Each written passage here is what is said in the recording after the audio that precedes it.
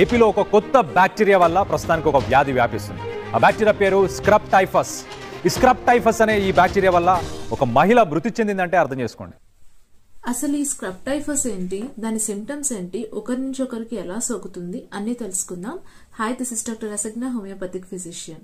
Scrub typhus అనే fever ఇప్పుడు ఏపీలో బాగా స్ప్రెడ్ అవుతుంది. అరౌండ్ 1500 కన్నా కేసెస్ ఎక్కువగానే ఉన్నాయి. అయితే ఎక్కువగా చిత్తూరు, కాకినాడ, వైజాగ్ డిస్ట్రిక్ట్స్ లో ఎక్కువగా ఉంది. వీళ్ళు చాలా జాగ్రత్తగా ఉండాలి, ఎందుకంటే ఇది స్ప్రెడ్ అయ్యే అవకాశం కూడా ఉంది. Because it is contagious. అయితే ఇది దేని వల్ల వస్తుంది అంటే ఒక బ్యాక్టీరియా వల్ల వస్తుంది. దాని పేరు ఓరియంషియా సుసుగాముషి. ఇది మన బాడీలోకి ఎలా ఎంటర్ అవుతుంది అంటే ఒక చిన్న పురుగు వల్ల, అంటే నల్లి లాంటి పురుగు టిక్ వల్ల ఎంటర్ అవుతుంది.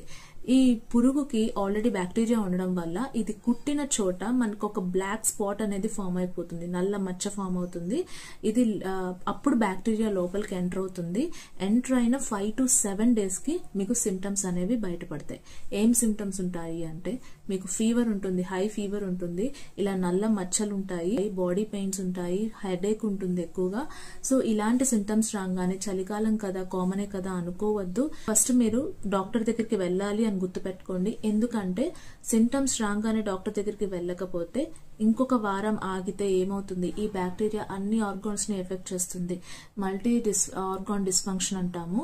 సో అన్నిటిని, మేజర్ ఆర్గాన్స్ అన్నిటిని ఎఫెక్ట్ చేస్తుంది. ఆ తర్వాత అన్ని ఆర్గాన్స్ ఫెయిల్ అయ్యే అవకాశం కూడా ఉంటుంది. ఇలా ఈ విధంగానే చూసుకోకుండానే విజయనగరంలో ఒక మహిళ చనిపోయారు. సో అంతవరకు తెచ్చుకోవద్దు, అంతవరకు ఎవరికి రాదు. మీరు ఫస్ట్ సిమ్టమ్స్ గమనించగానే ఫస్ట్ డాక్టర్ దగ్గరికి వెళ్ళి ట్రీట్మెంట్ తీసుకోవడం అనేది గుర్తుపెట్టుకోండి. ట్రీట్మెంట్ తీసుకుంటే చాలా ఈజీ, తొందరగానే రికవర్ అయిపోతారు. అండ్ ఆల్సో మీకు వెళ్ళంగానే టెస్ట్ చేస్తుంటారు, ఎలిసా, PCR టెస్ట్ లాంటివి చేస్తూ ఉంటారు. దాన్ని బట్టి మీకు ఈ బ్యాక్టీరియల్ ఇన్ఫెక్షన్ అనేది ఉందా లేదా అని రూల్ అవుట్ చేసి దానికి తగ్గట్టుగా ట్రీట్మెంట్ ఇస్తారు. బట్ దీన్ని మాత్రం నెగ్లెక్ట్ చేయొద్దు. ఇది అందరికీ చేరేలా చూడండి. Thank you. షేర్ చేయండి.